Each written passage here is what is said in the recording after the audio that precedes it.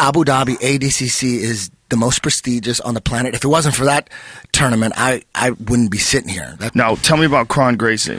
In his first match, Kron demolished Andy Wang. I love you, Andy Wang, but he went right through him like in 30 seconds. And Rickson didn't even move. He's sitting there, and he went right through Andy Wang, and Rickson didn't even move. And I was like looking at Rickson. I'm like, man, that's way doper than getting all excited. Him not doing anything, like he expects it. It's no big deal. You went right through him. The best possible outcome. Rickson didn't even make a move like Yoda. And I admired that. I'm like, wow, that's deep right there. He's not even happy, not even a smile. I'm very optimist. Kid is doing great, training hard, motivated. Just to see what's the battle results is. There's no questions. It's the evolutionary process of the athletes in all levels of strength, nutrition, techniques for the event, engagements with the rules. They all evolve.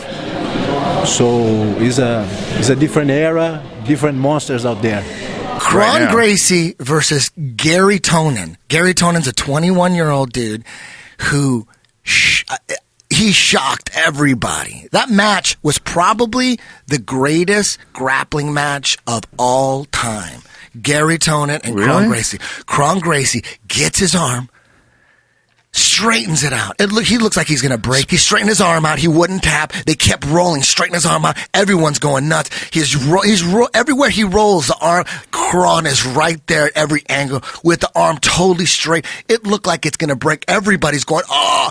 He didn't just hold it and escape. Dude, they were rolling all over the place, and that arm should have broke off. Dude, he survived. He didn't tap. Gets on top. Takes Kron's back. Puts him in the truck, almost has Kron in a twister, has Kron face down. It looks over. Rickson's sitting there going, oh, damn. Dude, there's a minute left. And at this point, a minute and a half, and Kron is doing everything to try to escape. We're watching Kron be defeated right now. We're watching him be defeated after you almost had that dude's arm like 5 different times. Kron's struggling. He can't get out. Kron cannot get out, but by the skin of his teeth. I have to see it again. I don't know exactly how I got it, but he got out. They stand up. Rickson looks at him and goes, you got 1 minute. Kron turns around, dude, takes him down, passes his guard. It takes a while. He gets his back. Dude, he squoze with 2 seconds left. Garry taps. Wow. It was the craziest submission match I've ever seen. The Garry Tonon fight, that was a close one, man. He escaped by the skin of his teeth, but that showed how awesome he is and how he can come back. It's awesome. This is an amazing weekend, man. I'm overdosed on epic matches. I don't know if I could take many more, but we still got the Absolute left and the Super fight. I think you might have to rush me to the hospital, pump my stomach. Yeah, I think the best Abu Dhabi match of all time is Kron versus Garry Tonon. That was fucking unbelievable. Jesus Christ. It doesn't get any crazier than that match right there. If you haven't seen it, watch it.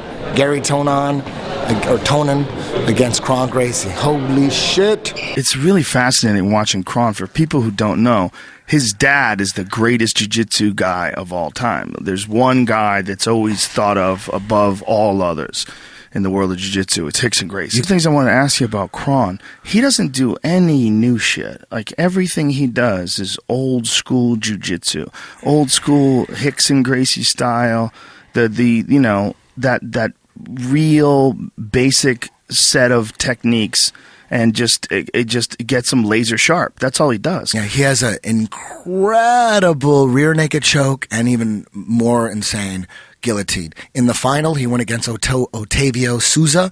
He's one of the top Gracie Baja guy at that weight, at the 170. And, getting to this match, right? So it's the finals. Rickson Gracie sitting there. Kron and Otavio. They're going at it. Otavio decides to get inside Kron's head.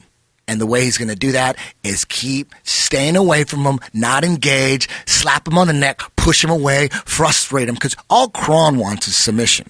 Right. He's like Marcelo Garcia. He just goes forward. Right. The submission is on Kron's mind. Right. For damn sure. That's what he wants. And he kept going forward. Otavio keeps pushing him away. Otavio's a bad motherfucker. He kept pushing. He beat Leo Vieira. I mean, he's legit one of the best. He's smacking his head, and Kron's looking over at the ref going, you know, what is he doing? Just smacking my neck, and he keeps walking backwards. I understood what Otavio was doing. He was trying to frustrate him, get inside his head, and it was working. He was getting pissed off, but you know what? It was also working on Rickson too.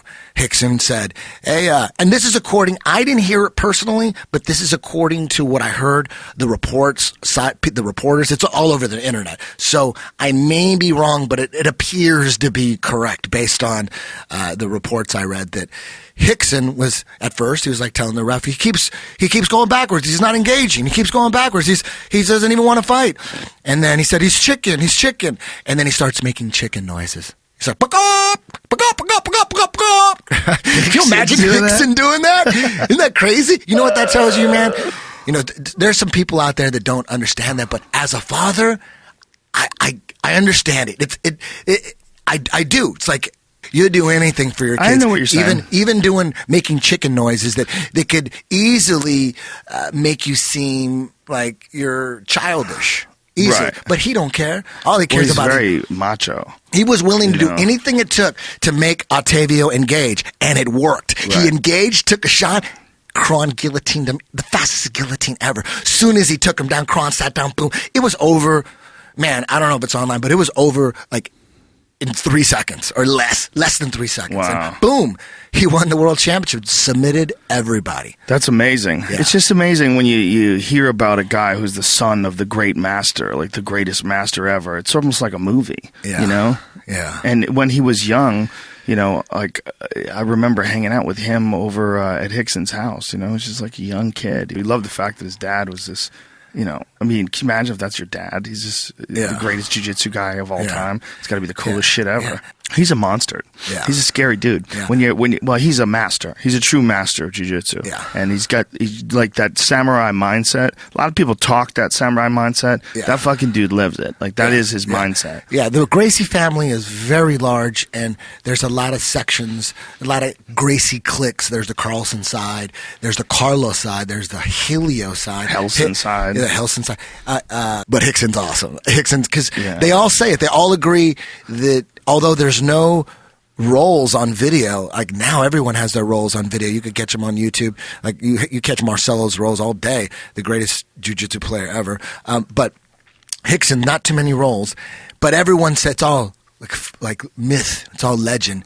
But you got to believe it because everyone says the same thing. Even David Camarillo, when he went down there, and David Camarillo's a world-class black belt, he said he couldn't do anything with Rickson. Yeah, even Paulo Filo said that. Paulo Filo went down there and came back and was like, Jesus Christ. Yeah. Yeah, he's a master. He's been doing it since in the he was Brazilian a child. Jiu-Jitsu community, Rickson is a god. He's the best Gracie, hands down. Yeah. He's legit. He's legit masterful in everything he does. I mean, the dude he's meditating in the fucking freezing, icy rivers of Japan. He gets underwater up to his neck, and he's doing his meditation, practicing and doing yoga where he does this weird shit with his stomach. And it's cool when a guy like that exists, when there really is a bad motherfucker, like a real, like mystical sort of a shaman Brazilian jiu-jitsu master who's better than everybody else. And his youngest son, Kron, over the last couple of years has just become this fucking beast. Rickson's son. And I remember when he was 12, outside of a jiu-jitsu tournament, some IBJJF tournament in Dominguez State Hills here in California, me and Jacques, my master, Jacques Machado, we were outside. He was, basically giving me a sermon like he always does, and like everything that comes out of his mouth is gospel and everything's perfect, and he's like a superhero. And we're walking outside, and Kron's 12 at this time, and he's messing around on a skateboard, jumping up, doing these skateboard tricks, and Jacques looks over at him and says, "That's the one right there. I tell you, that is the one. He's going to be unstoppable." I'll never forget that. He called it out.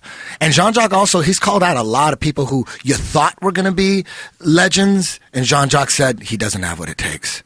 He's going to break. And I'm like, no way, Jean-Jacques. He's like, watch him break. He's going to break. And damn, he was right. There was a couple that he called out that broke, and they just disappeared. Jean-Jacques can see things. That's a fact. Jean-Jacques, it really is Yoda. Yeah. And he he called out Kron. He knew it, and Kron, he is now in a select group that, man, I don't know if there's more than 3 or 4, but he submitted everybody in his weight division. He tapped everybody out.